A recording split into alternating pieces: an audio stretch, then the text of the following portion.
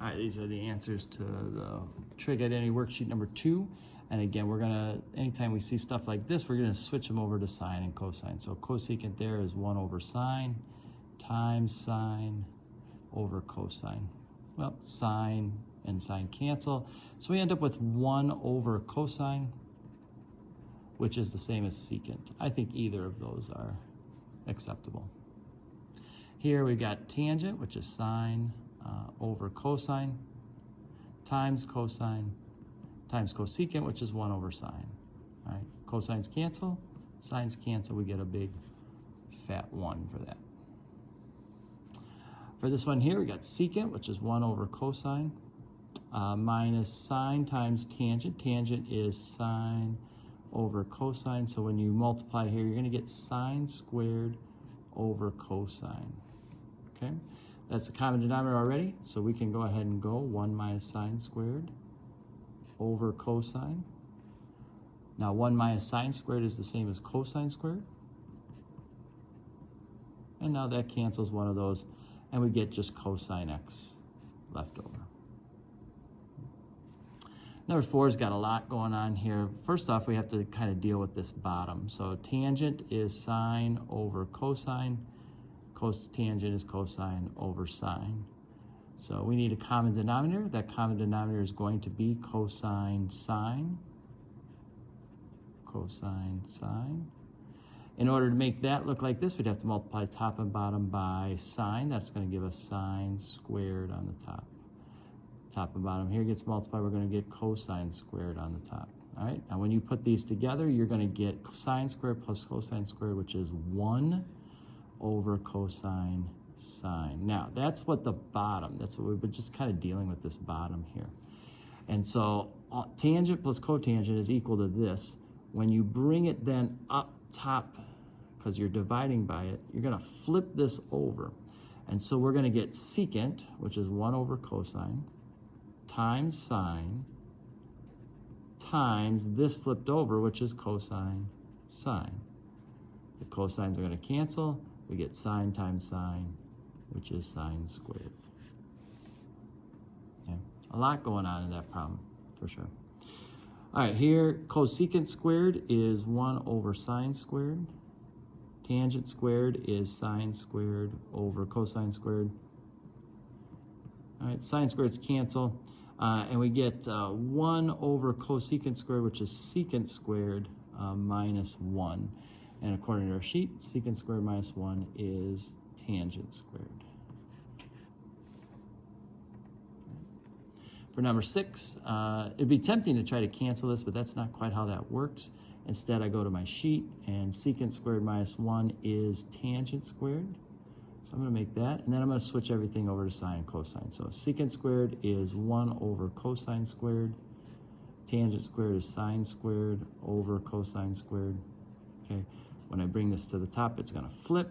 So we're going to get 1 over cosine squared times cosine squared over sine squared. Cosine squareds cancel. We get 1 over sine squared, which is cosecant squared. Again, I think either of those answers would be perfectly fine. For number 7, we've got this 1 plus tangent squared. So I look at my sheet, and 1 plus tangent squared is secant squared. So I'm going to make that switch right away, and then we're going to rewrite things. So cotangent squared is cosine squared over sine squared. Secant squared is 1 over cosine squared. The cosine squareds cancel. We get 1 over sine squared, which is cosecant squared. And that's our answer there. All right. For number 8 here, I see 1 minus cosine squared. That's sine squared. All right.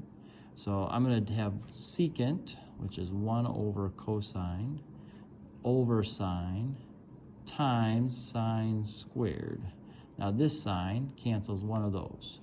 So what ends up happening is I'll have 1 over cosine times 1 sine. That's going to give us sine over cosine, which is tangent. This one's a little tricky with that 1 over cosine on the top, but kind of keeping things on the right level is a little tricky for that. Number 9, 1 minus cosine squared, we know is sine squared. So we're going to get sine squared over tangent squared, which is sine squared, over cosine squared. Okay, bring that up and flip it. We get sine squared times cosine squared over sine squared.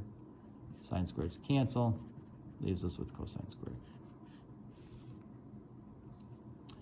All right, and then on number 10, there's a route you can go that gets you into all sorts of trouble here. If you flip these into 1 over sine squared, I don't think, well, actually in this case, it might not be so bad. Let's go ahead and try that, because I think that's probably what most people would do. So if I go 1 over sine squared minus cosine squared times 1 over sine squared, or just put it on the bottom like that, this is what we end up with here. We have a common denominator, so we can make this 1 minus cosine squared over sine squared. And 1 minus cosine squared is sine squared. So we get sine squared over sine squared, which is 1. So that actually wasn't too bad. All right, then we get our first introduction into justifying and verifying. And what's kind of nice about this is that you already know what the answer is supposed to be. Your job's just to make it happen. So you're trying to prove that these things are, in fact, equal. So you can pick either side to start with. Let's say you start over here. Cosecant squared we know is 1 over sine squared. And cotangent is cosine over sine. Okay, when you bring this up, it's going to flip. So we're going to get 1 over sine squared times sine over cosine. Okay, sine cancels one of those. So we end up with 1 over sine cosine. Now, if you were to come over to this side then, cosecant is 1 over sine, secant is 1 over cosine. Put them together, and that's exactly what you have. Okay? So you just verify that one side equals the other. It doesn't matter if you work on one, the other, or both. You're just trying to get it to equal. For number 12, we're going to multiply this out. So 1 times 1 is 1. You're going to have a negative sine x plus sine x. That cancels. That goes to 0. And then sine times negative sine is a negative sine squared. Okay?